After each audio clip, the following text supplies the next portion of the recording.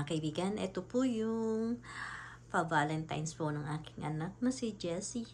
Ayan, tingnan nyo naman, ang ganda-ganda ng mga bulaklak na to. Oh. Ayan, o, diba?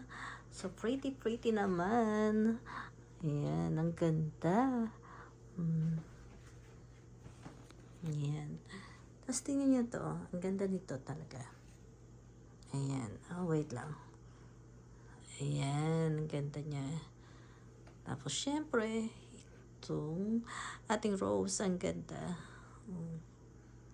At syempre, meron pa tayong pa-chocolate.